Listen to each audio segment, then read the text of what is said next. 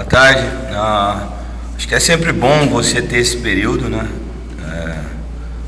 Foram praticamente 2 semanas sem o jogo no final da semana, depois de uma situação adversa em relação ao jogo do Náutico. Não perdemos o jogo, mas a adversidade do empate, tendo a possibilidade do jogo com um homem a mais não ter feito o resultado, gerou uma série de contestações, né, por parte externa do ambiente, cobrança em relação à postura, menções em relação à minha permanência ou não, conversa direta junto com a diretoria do entendimento, né, que havia acontecido e tomadas de decisões, né. Tive uma conversa bem clara e bem ampla com a Agnello e com o presidente sobre o momento, e nessa conversa se eu ainda tinha algo para extrair no grupo em relação a performance, né, em resultados. Eu sou um cara bastante positivo e vejo sempre o lado bom, né, em relação ao que vem acontecendo. Então eu não posso descartar o que a gente fez de bom dentro dessa competição por 2 situações que talvez não agradou, que foi o jogo do Náutico e o jogo do Anápolis. E em cima disso disse que chateado com o jogo, mas que a semana ia ser trabalhada da mesma forma, a semana seguinte também, que é essa, e a mentalidade para o jogo com a Ponte semelhante ao que foi contra o São Bernardo, como foi contra o Botafogo, contra o Brusque, contra o Londrina, contra todos os adversários. E era isso que eu ia buscar potencializar aos atletas, né? A confiança mesmo, mas uma adversidade que a gente tem que buscar fora de casa. E desenvolvi a semana com os trabalhos, conseguimos dar o sábado e o domingo para eles. Era necessário também essa questão mental, né? Descansar um pouco a família, que vem desde o início do ano sem paradas e não conseguindo atingir algumas metas. Isso também dá o desgaste mental, mas já retornando essa semana e trabalhando firme, visando esse jogo tão importante contra a Ponte. E a possibilidade também de, na questão da janela, ter conseguido trazer Gênison e Ítalo, dos jogadores que podem potencializar muito e nos ajudar numa função que a gente viu que era necessária para esse momento. Boa tarde, professor Evaristo Pisa. Queria que você comentasse um pouco sobre as 2 baixas que o ABC teve nesse período, né, da última partida para cá. A primeira em definitivo, que foi a saída do Danilo Alves. Queria que você comentasse um pouco também, né, dessa saída dele, que era um jogador que vinha sendo aproveitado por você, sendo titular ou sendo reserva, ele vinha tendo minutagem em campo. E a outra baixa, a do Adeilson, né, que se lesionou, teve que passar por uma cirurgia. E quem seria o nome ideal para substituir o Adeilson nesse momento? Sobre Danilo, buscou a diretoria, momento dele pessoal, várias situações vêm ocorrendo, um atleta que ficou praticamente um período longo fora, com dificuldade de uma adaptação. Semana que antecedeu o jogo contra o Náutico, na quarta-feira ele teve que fazer uma endoscopia, ficou fora do treinamento, relatando que ele está com muitas dores estomacais, não está se sentindo bem, não sabe se é a readaptação à alimentação, enfim, que ele joga o primeiro tempo, a hora que vai para o intervalo hidrata, ele se sente estufado, que ele não estava conseguindo dar o melhor dele 100%. A esposa grávida agora tá para ganhar neném nessa semana, ele só com ela aqui, a cabeça dele também para essa questão de ter que sair para um jogo fora.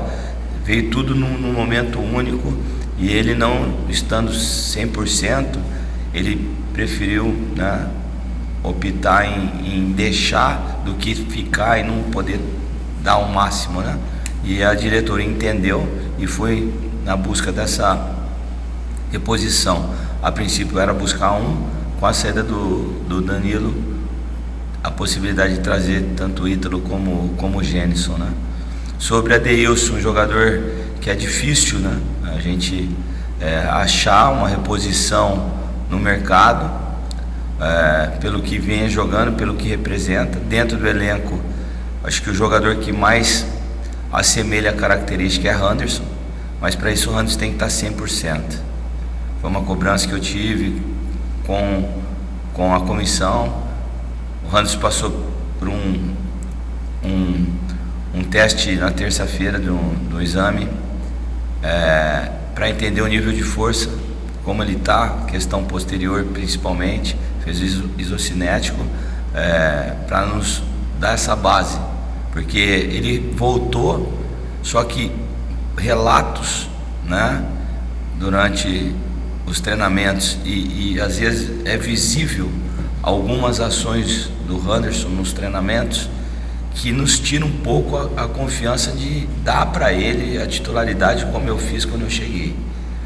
Às vezes ele evita uma finalização, ele bate com receio, ele suporta até uma parte, de repente ele tem alguns ele sinalizou num lance que aconteceu a semana anterior, que deu um choque, ele não consegue explicar o que ele sente no joelho, no local que foi a lesão, sabe?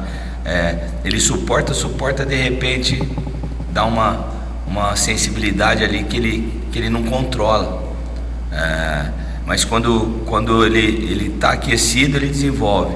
Para iniciar um trabalho demora a pegar o ritmo, então fica essa inconstância, né? E às vezes limita o atleta a dar o seu melhor 100%, porque na minha visão o Henderson do Laguna, do América, acredito que a perda do Henderson no jogo, como de alguns atletas na final, nos prejudicou muito pelo que ele vinha jogando, né? O quanto ele é importante, quanto ele pode nos ajudar, mas 100%, né? Então, até uma conversa que eu tive agora com o Marco Antônio, meu auxiliar, para ter uma conversa com ele agora, que eu vou definir hoje já uma convocação. Eu quero ver no campo ele 100%, né? Não adianta ele ir limitado. Ele estando 100%, vou ver o desenvolvimento dele no treino. Se for, né, real a ação do campo com o posicionamento dele, né, não tiver distorção, né? Não, estou bem, mas no campo não representa. Eu acho que é um jogador que pode nos ajudar bastante. Então, acho que no elenco ali, o que mais pode, né, repor essa questão pela característica é ele. Ok? Boa tarde, professor. Boa, Rodrigo. Queria saber como é que está sendo a sua preparação, como é que você tem imaginado esse time do ABC para enfrentar a Ponte Preta, né, em termos de questões táticas, escolha de peças também. No último jogo, a ABC não teve os dois laterais titulares, eles voltam agora, né, o Lucas da suspensão e o Sampaio recuperou da virose. É uma tendência que eles retornem para a equipe titular. A linha de trás ali pode ser que volte com a linha de 4. Como é que o senhor tem pensado isso? E com relação ao aproveitamento dos que chegaram agora recentemente, né? Gênison já está treinando há mais tempo, o Ítalo parece que vai chegar agora, né? Alguma possibilidade de um dos dois ou os dois viajarem para Campinas? Obrigado. Voltando à questão do Sampaio, do Mota, entender a performance da equipe, tanto dentro como fora, com eles atuando, referências dos jogos fora, né? O equilíbrio, pensar sempre no lado positivo, né? Em cima também do adversário, da característica da Ponte Preta, entender o que vai ser melhor para esse jogo, né? O Ian teve um desconforto também, voltou essa semana, e a gente vem trabalhando desde ontem com uma ideia de uma equipe que consegue variar o padrão do 4-1-4-1, às vezes para um 5-4-1. A Ponte, momentos, ela vem jogando também numa linha de 5 defensiva. Acredito que com a perda de Danilo Barcelos e de Arthur vai impossibilitar um pouco, né, esse mecanismo da Ponte. Ela tem 4 desfalques que ela deve variar o que ela vinha jogando, talvez com 4-2-3-1, e em cima do que eu imagino que a Ponte possa ter como um padrão de jogo, o que melhor vai encaixar, né? Vi que eles contrataram um lateral para essa reposição do Danilo e do Arthur. Velkovic, que estava na Inter de Limeira. Tem o João Gabriel, que pode jogar por ali. Uma dúvida no setor defensivo, né? Do meio para frente, acho que bem já definido. O Elvis centralizado com o Jean, o Gé e o Serginho, podendo ser uns 2 volantes por dentro, ali, um 4-2-3-1. E eu definindo a minha plataforma aqui para ter esses encaixes, neutralizar bem e jogar também com bastante força.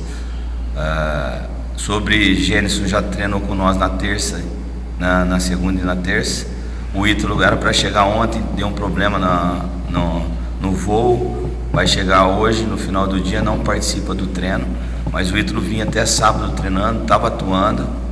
É entender, né? Conversar com o atleta, como ele está, o que ele pensa, o que ele acha. Amanhã a gente tem um treino pela manhã, antes da viagem, depois eu tenho um treino na sexta de manhã lá. Lembro que o Carlos Eduardo chegou na quinta e fez o gol no jogo da estreia contra o São Bernardo. O que é viável, o que não é viável. São 2 contratações necessárias para o setor, já de potencializá-los para esse jogo legal. Iniciar com um dos 2, pode ser, pode não ser. Aí eu vou precisar de um posicionamento também dos atletas, tomar decisão entendendo, professor, perdi 3 dias de treino, talvez 30 minutos, 40, um meio tempo para mim é melhor.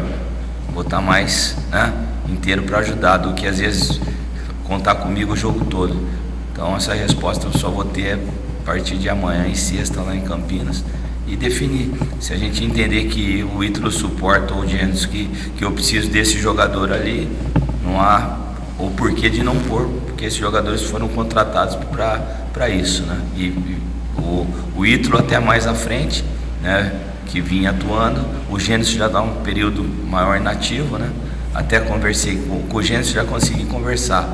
Falei, professor, foi semelhante com alguns projetos que eu fui também. Eu cheguei já meio com um período parado e tal, mas eu vinha trabalhando com o personal, minha força está equilibrada. O René analisou ele, viu que ele está com nível bom de força. É mais essa readaptação aos conceitos com bola, e ele já prontificou a ajudar em 30, 40 minutos. Ele falou que suporta. Com o Ítalo eu ainda não tive essa conversa. Evaristo, boa tarde. Boa tarde. A primeira pergunta é sobre o Alisson. Com a chegada de Ítalo e Gênesis, o Alisson perde espaço no ABC? E a segunda é por que não repor a saída do Wendel do ABC? Muito obrigado. Sobre o Alisson, ele consegue variar bastante ali na linha da frente, pela direita, por dentro como 9, do lado do 9, num 4-4-2, pelo lado esquerdo. Então ele sempre vai estar presente ali na distribuição, seja na titularidade ou como uma opção. Pelo que ele trabalha, pelo que ele treina, parece que eu sou um defensor do Alisson, né? Mas eu acho que ele tem muitas coisas que agrega na questão da experiência, no dia a dia de trabalho, nas respostas que ele dá em relação a comportamento de treino, ações fortes. Você vai pegar um número de performance em termos de acertos ali, quando a gente tem um trabalho mais específico, é o cara que está sempre à frente, né? E eu acho ele jamais vai perder espaço ali com a chegada dos 2. Sobre a reposição de Wendel, o setor a gente está com 5 jogadores, né? Pensando que o Ian é um zagueiro, né? E que hoje ele atua com uma função de um primeiro, momentos ali fazendo uma linha de 5 e mais adaptado até uma função de primeiro volante. Eu acho que não foi necessário, até pelo fato que o Wendel, quando permaneceu, foi para fazer uma função ali e uma função de lateral esquerdo também, né? A gente está com o Sampaio e o Manuel, então a gente priorizou focar nessa janela curta nos 2 9s, que eram prioridades, e não pensamos nessa reposição do Wendel. Evaristo, boa tarde. Como é que você viu a reação do grupo nesses 15 dias? Depois do jogo contra o Náutico, você comentou que houve cobrança da sua parte, do Agnello, do Juderi, e houve um silêncio. Como é que você viu a resposta? Você também mencionou a possibilidade de trazer até uma psicóloga para ajudar o grupo nessa questão mental. Queria saber que você viu essa resposta do grupo, do comprometimento, dessa entrega para reverter a situação da ABC. Obrigado. Foi conversas pontuais, assim, eu usei muito da gente entender, né? Eu sou um cara bastante positivo, eu busco passar isso para eles, e a gente acompanha. Eu sou fuçado, eu já falei isso para vocês, não é que eu fico preso às informações, que eu vejo muitas redes sociais, que eu escuto um pouco dos programas, eu preciso me abastecer. Eu acho que, já falei, a maior virtude do ser humano é ter a informação.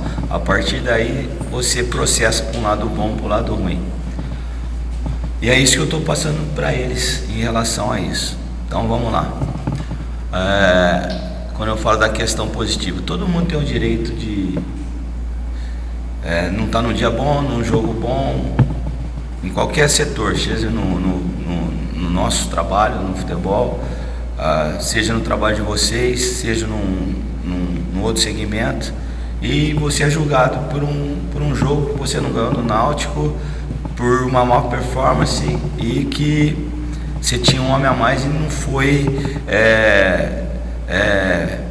100% ali numa performance para ganhar essa partida. Isso vai nos tirar nossa fé, nossa confiança enquanto, né? O que a gente fez de bom, vamos trazer o de bom. O time de Londrina que jogou, que foi prejudicado pela arbitragem, o time que foi em Brusque num jogo duro e conseguiu ganhar. Então a gente teve mais mérito do que demérito em relação. Vamos trazer as coisas positivas, né? Aí, quando a gente pensa em potencializar a discórdia, coisa negativa, a gente vê matérias, um exemplo. O ABC, 3 jogos sem vencer, vai enfrentar a líder Ponte Preta fora de casa. Você absorve se você quiser.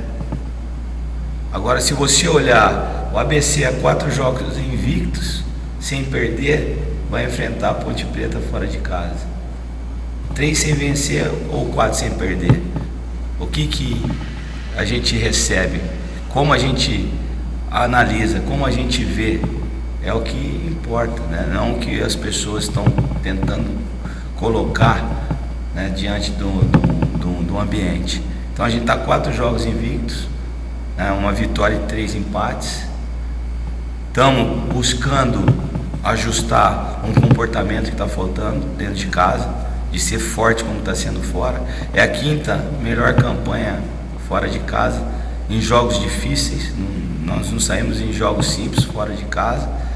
Então esse lado é o lado positivo, é esse lado que eu venho trabalhando os atletas, né? De ir lá contra a Ponte Preta, sabendo da dificuldade. É simples ir lá ganhar da Ponte Preta? Não é simples.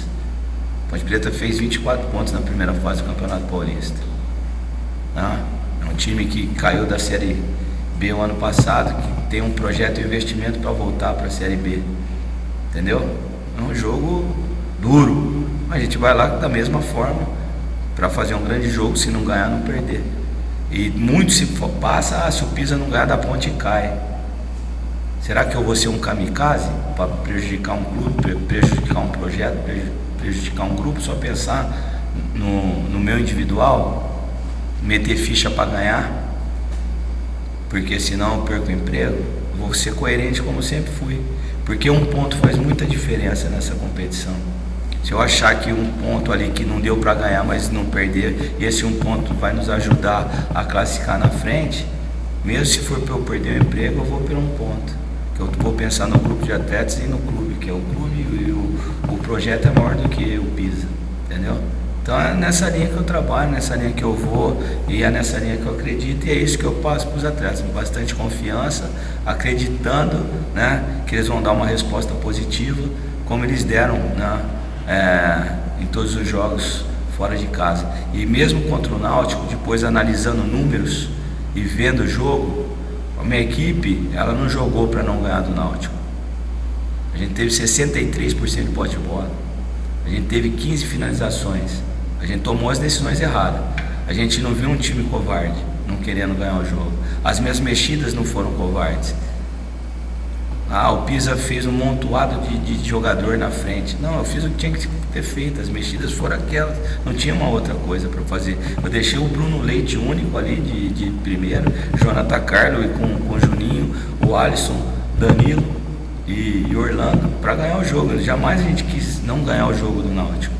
Só que as decisões técnicas atrapalharam o desenvolvimento. E aí você é cobrado. Mas a minha convicção e a confiança é a mesma. E é isso que eu passo para o grupo também, em termos, né, mental e emocional. Que eles são muito fortes fora de casa, é um time difícil de ser batido. E os números da competição mostram isso.